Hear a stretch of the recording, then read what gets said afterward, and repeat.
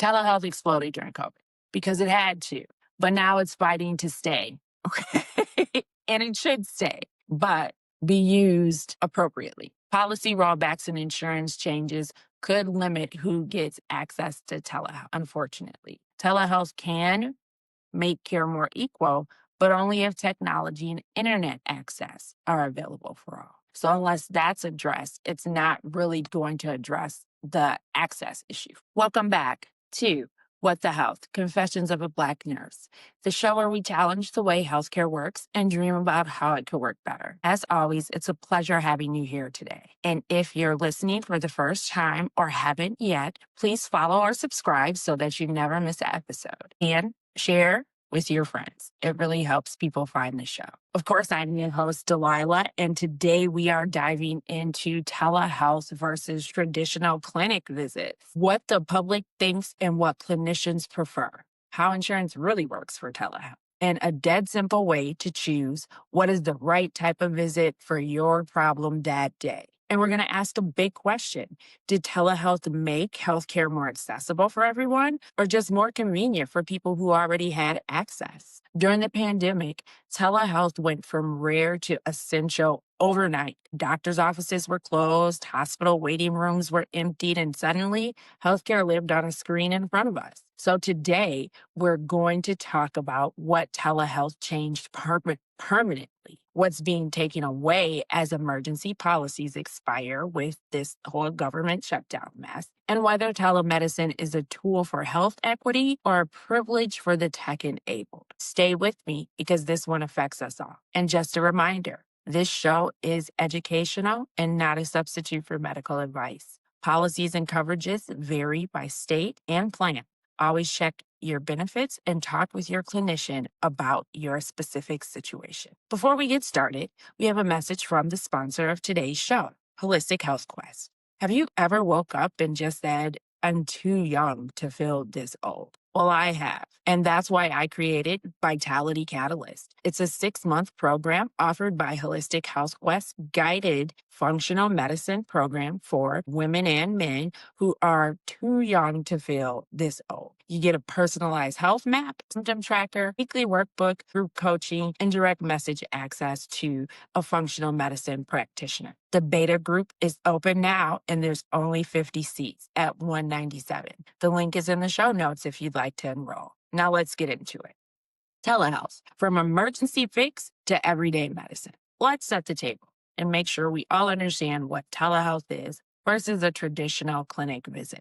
In a traditional clinic visit, you have your appointments, you drive to the clinic, you get checked in, you may have to fill out a questionnaire, update some insurance things or whatever. You get taken back into the room by a medical assistant or a nurse, and you get your vitals taken. They ask you some questions. They may do some labs or get some swabs in case they're checking for something like strep or a respiratory infection.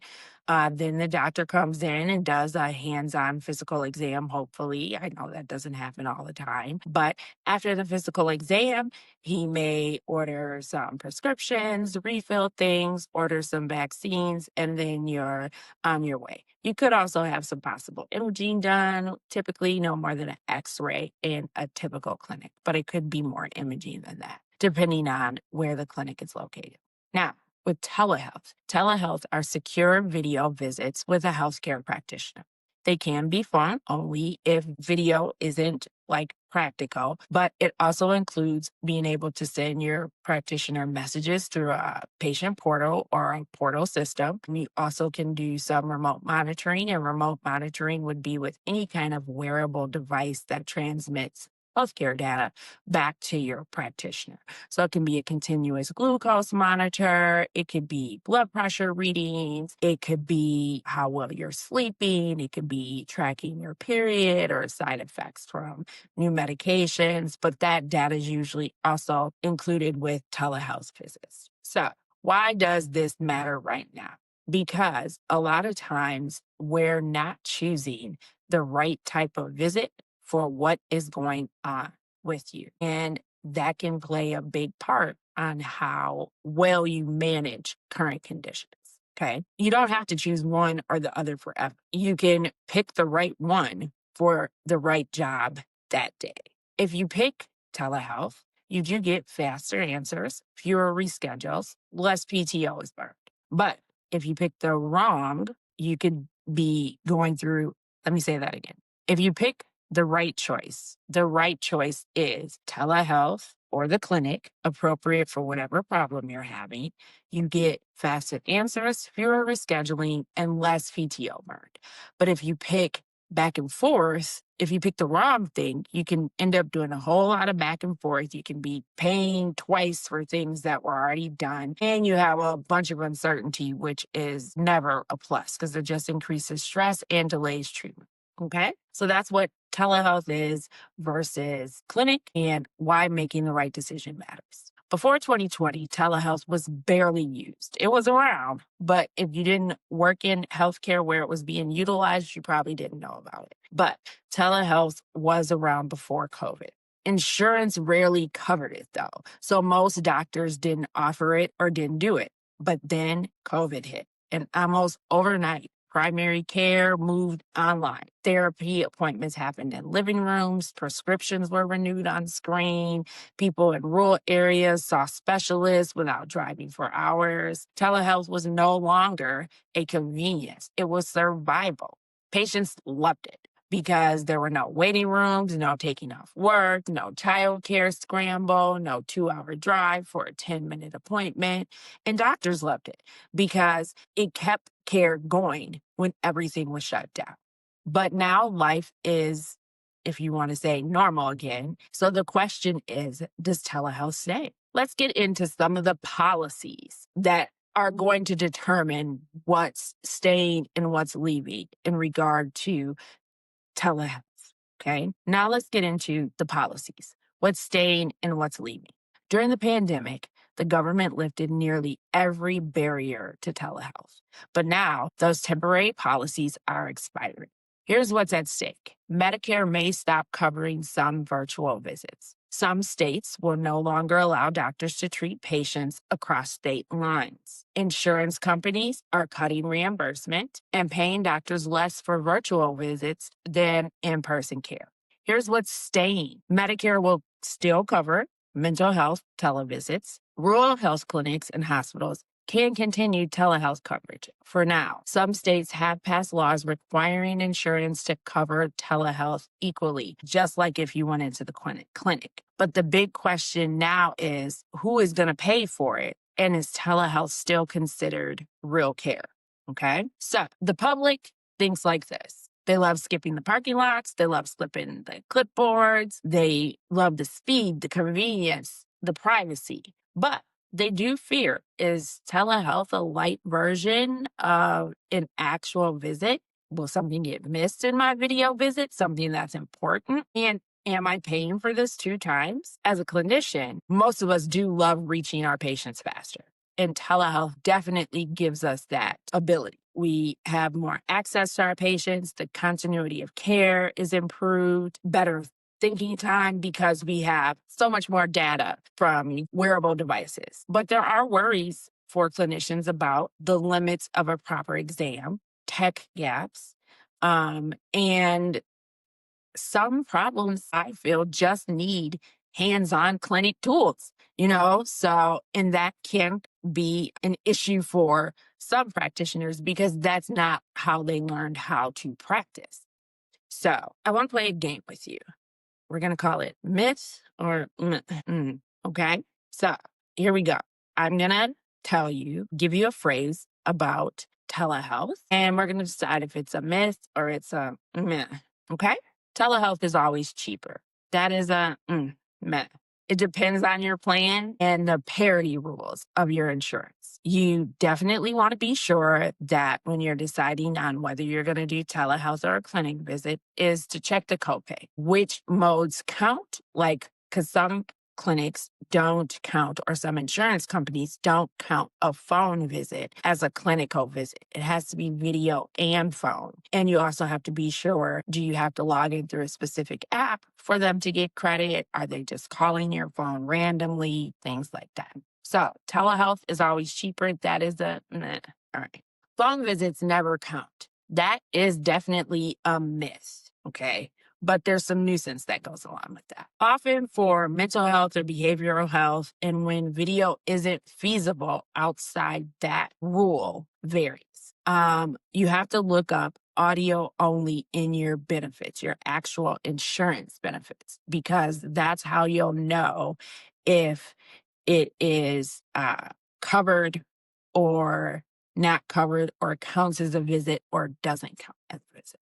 So, phone visits never count is definitely a myth. 3, doctors hate telehealth. That is a myth and a meh, because most want options. Telehealth for data dense follow ups. A data dense follow up is where I'm just reviewing labs with you, glucose readings with you, blood pressure readings with you, side effects of medications, how well you're sleeping. That's a data dense appointment, which is typically done during follow ups. That definitely can be something that is done via telehealth, and it's probably more effective via telehealth. Now, for clinics, you definitely need to be in a clinic. A doctor is going to say you definitely need to be in a clinic if anything is going to require them to touch you, or a hands-on approach or a hands-on exam. Great example of this is OBGYN exam, like a yearly pap smear. A pap smear cannot be done via tele. A physician cannot see what he needs to see. They cannot swab and culture things to be sure that there's no type of infection or abnormality going on. That is definitely something that needs to be hand-on. So you should not be getting a pap smear via telehealth. That should not occur. If your OBGYN is doing a pap smear via telehealth, you need a new doctor. Just saying. Now, you've had a pap smear and your doctor wants to talk to you about some of the results from the cultures in the labs, and they may want to ask you some more questions to get a better understanding of what the labs are telling them and make sure you understand what the labs are saying. That definitely can be a telehealth visit. That is more effective, and it's more of a data dense follow up. So, the true answer to this is doctors hate telehealth. They do not. That is a myth. But they do feel that all healthcare cannot be delivered via telehealth. And the sweet spot for everyone is some type of hybrid model that incorporates telehealth with physically coming into the clinic. And that's actually where I stand with the whole thing too. But you have to know when to do what. And sometimes the patient doesn't have enough knowledge or know how an exam is supposed to go. So they're picking the wrong thing. Okay. So let's take a break. And then we're going to get back and talk about access for all or care for the privileged. Today's episode is brought to you by Holistic Health Quest, their Vitality Catalyst program, a 6-month guided functional medicine experience designed for busy women who are too young to feel this old. If perimenopause is wrecking your sleep, if thyroid tweaks and sugar crashes keep derailing your day, the Vitality Catalyst gives you a personalized metabolic health map, a symptom tracker, an interactive weekly workbook, group coaching with other people going through the same thing, and direct message access to your healthcare practitioner. So you're never doing this alone. The Holistic Health Quest and the Healthcare Navigator, myself, we've opened up a beta cohort, 50 spots at an introductory rate of $197, and where we're going to take you step by step to support and reset your energy, stabilize your mood, build habits that stick, and get you feeling as young as you look. Tap the link in our show notes or visit our website to save your spot. Vitality Catalyst, feeling better isn't always a mystery. It's a map. All right, welcome back. So let's talk about the equity question. Telehealth does help if you have reliable internet, a smartphone or laptop, privacy at home, and you're comfortable using tech. But what if you aren't those things? What if you have poor internet or you only have access to internet in a public setting? Your smartphone isn't that smart, or you don't own a laptop. Sometimes it is hard to get privacy at home. I live with a lot of people. So yes, I understand that. And everyone definitely is not comfortable with tech. Millions of Americans still don't have high-speed internet, especially in rural and low income communities. So that definitely is creating a barrier for them to access telehealth.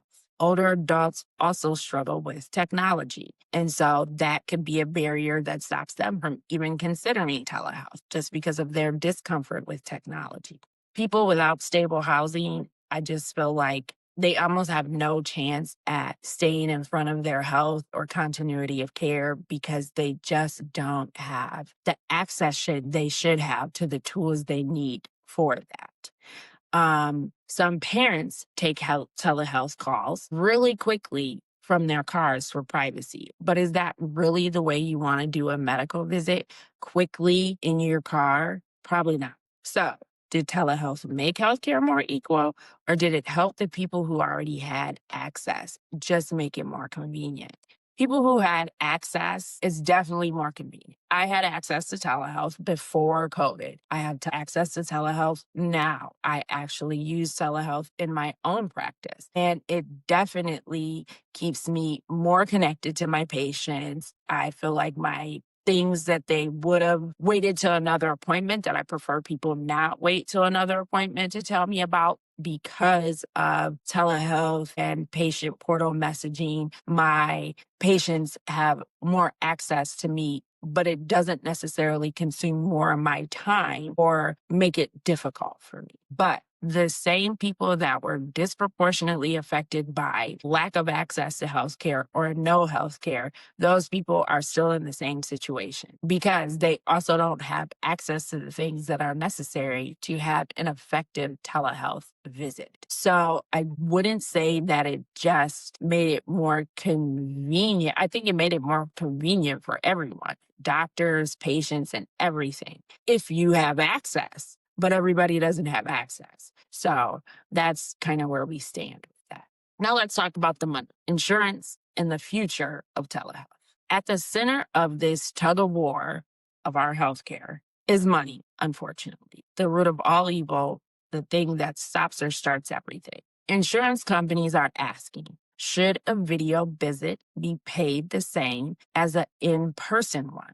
Doctors say yes. Some insurance companies say no. Meanwhile, we have all the tech giants in the medical world. Amazon now offers virtual care. Apple is building a health tracking into your phone. AI is assisting doctors with diagnostics. So they all have their stake in it too. And truly, the future of healthcare is probably not going to be telehealth or in person, like I said. It is going to be a hybrid healthcare model where there's some virtual, some in person, and probably some AI mixed in it too. But all can be valuable tools if used properly. So, say you woke up with a sore throat, or you feel like you might have pink eye, or you have these stomach pains that just don't feel normal to you. How do you choose the right path to triage what you have going on that day? So I always say, when I tell people how to decide what type of visit they want, I say, think brains or hands.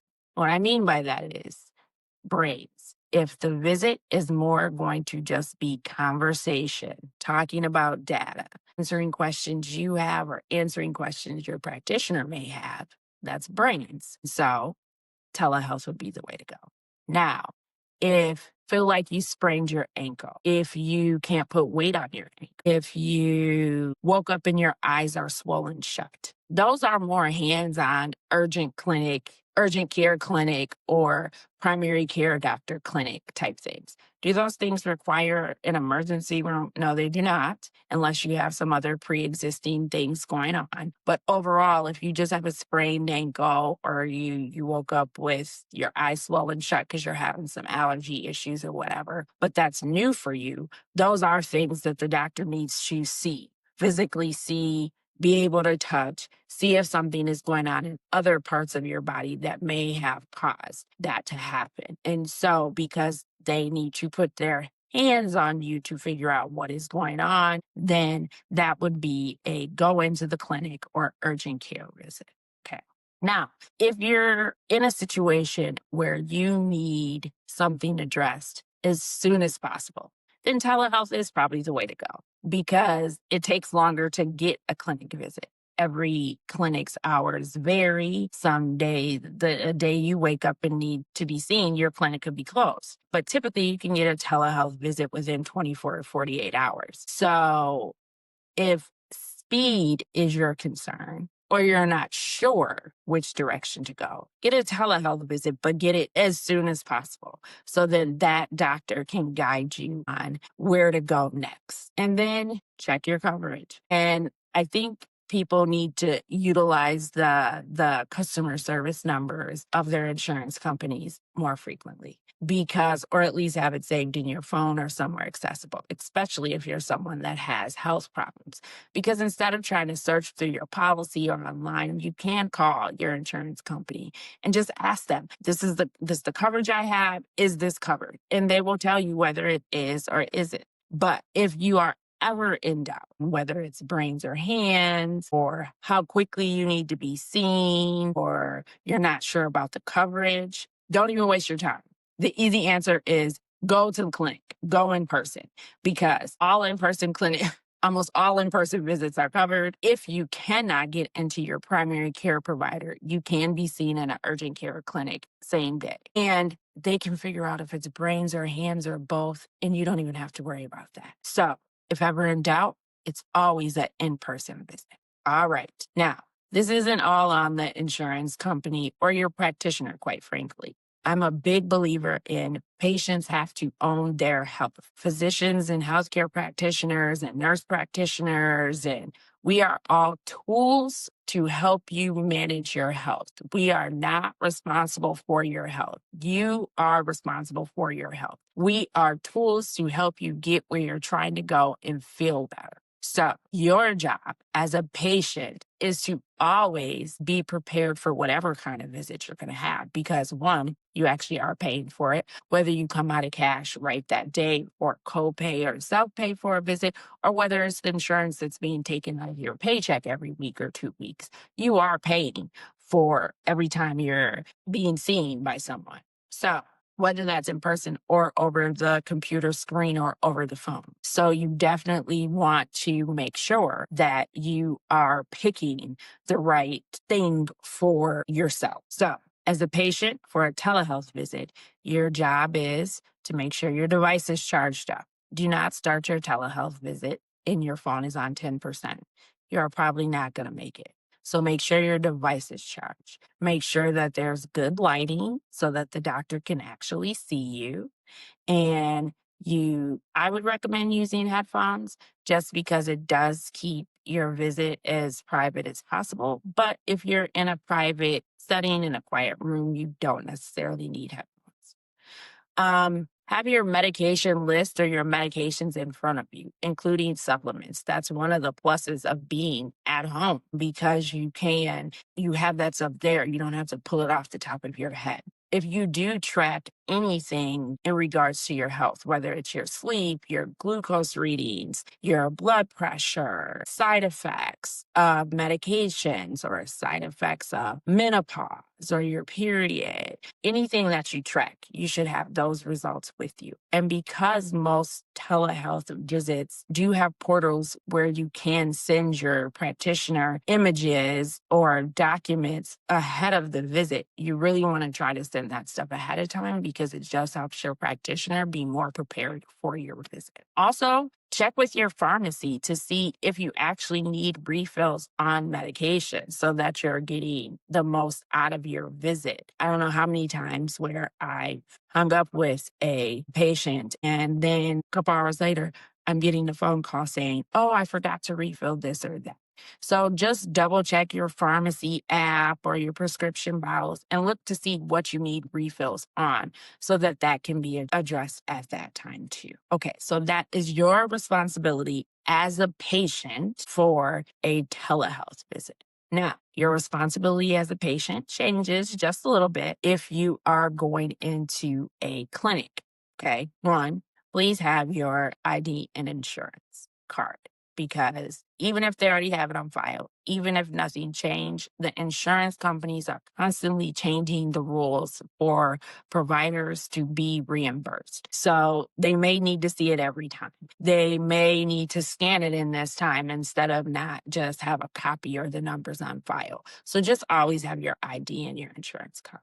Bring your medication bottles if you don't have a up-to-date, accurate list. And most people, your pharmacy, I know most people don't know this, but your pharmacy will actually give you a list of your medications if you're not sure what you take, or you can typically get on your pharmacy's app that even if it's a grocery store like Kroger or something like that, you can get on those apps and they will print out a current list of your medications and the last dates that they were filled. So you can just hand that to your physician. So you don't necessarily have to take your bottles. I would say if you're taking any kind of supplements, write them onto the list, because of course, any list you get from your pharmacist, if they are not physically dispensing it to you, it's probably not on that list. So if you take Benadryl here and there for allergies, if you take Tylenol for occasional headaches, if you take Tums occasionally because of heartburn, those are things that you want to add on to the list. Then you also want exam-friendly clothing. If you're going to the doctor, don't wear something that is one piece that you're going to have to get completely naked out of just for them to listen to your lungs. You want to wear, I always say, wear something that's button up or zipper, or that you can just pull right over your head so that it makes the exam easy. So wear exam-friendly clothing. And for each of the visits, whether it's clinic or telehealth, you should always have your goal for the visit. Like if you made the appointment, if you're showing up, what is your goal? What is the purpose of the visit? Because communicating that to your practitioner early on can really help them help you. But if we don't know what your health goal is and you just come in and tell us, oh my God, my heartburn is out of control and I've tried this over the counter and that over the counter and nothing is working, I need something that works, they're going to give you a prescription for like Protonics or something like that. Some proton pump inhibitor, which are medications that are used to treat acid reflux. They're going to give you something like that because you came in complaining about that and told them that you tried other stuff over the counter, it didn't work. So they're going to assume that you're there for something prescription. That may not be the case. Your goal may be, I want to know why I keep getting this heartburn and what I have to do to not get it anymore, or to address this so that it is not bothering me to the point that I have to come to the doctor. That may not be a pill. That could be changing your diet. That could be changing the times that you eat. That could be avoiding specific foods altogether. That could be eating foods with something else that's easier for your body to break down what's causing you to have heartburn. So there are numerous things that could be done. But if you don't come in with the attitude of, I want to get to the bottom of why this is happening, and you come into the visit, telehealth or clinic, with the attitude of, this isn't working, fix me, you're going to get different responses. So that's how come I always ask my patients, and this is one of the first things I ask them, what is the goal of today's visit? So that we are on the same page from the jump. What is the goal of today's visit? Now, how we get to the goal can be very different in each of our minds. But if I'm your practitioner, I'm assuming you value my opinion, and therefore I will give you that in regards to what I think would treat you the best, taking into consideration what you want and how you want to move forward with treating this as well. That is a good physician. Now, this is probably a face-to-face visit, but I would definitely do a telehealth follow-up. All right. So the key takeaways from today's episode before we wrap up, because we went over a lot of information. Telehealth exploded during COVID because it had to, but now it's fighting to stay. Okay? And it should stay, but be used appropriately. Policy rollbacks and insurance changes could limit who gets access to telehealth, unfortunately. Telehealth can make care more equal, but only if technology and internet access are available for all. So unless that's addressed, it's not really going to address the access issue for people. The future of medicine is likely a hybrid model using telehealth, in person, and AI all combined. And the real question is healthcare a right or a business model? Because me personally, the way healthcare is delivered right now, I do not believe that healthcare is always about helping people feel better or helping people get healthy. It is definitely a business. And I think if you are a patient in the system or using a system, you would be very naive to not keep in the back of your head that healthcare is a business. It is about making money. And so that is something you have to keep in mind when you are using the traditional healthcare system in the United States. So if this episode made you think differently about telehealth, share it with someone who's used virtual care, please, because it will help them help themselves. I also created a free episode worksheet that you can download in the show notes, and it will help you decide which is the right for you for that problem for that day and remind you on how to prepare or give you a checklist on how to prepare. And I want to hear from you. Have you ever used telehealth? Did it help you? Was it harder than in person? Send me a message or comment on Instagram at Healthcare Navigator. And don't forget, let's all stay connected. If this episode made you think differently about telehealth, then share it with someone who you know uses telehealth. I want to thank you all for coming back today for the masterclass in telehealth versus traditional visits and which one is the proper thing to use for your problem at this time. Please follow or subscribe so that you never miss an episode, and drop a quick rating if you have an extra 30 seconds because it really helps more people find the show. Don't forget to grab your telehealth versus clinic visit decision and prep tool. The link is in the show notes. And let's stay connected on Instagram, Facebook, TikTok, LinkedIn. Just search the Healthcare Navigator for daily tips on how to stay healthy, behind the scenes access of my crazy life and my crazy practice, my functional medicine practice. Next week, here's just a little tease of what I got for you. Have you ever thought, I went to the doctor? Okay, I just got diagnosed with, let's pick something, diabetes. Now what? What am I supposed to do next? What are you supposed to do next? We'll get into that in our next episode. Thank you again. And as always, be well.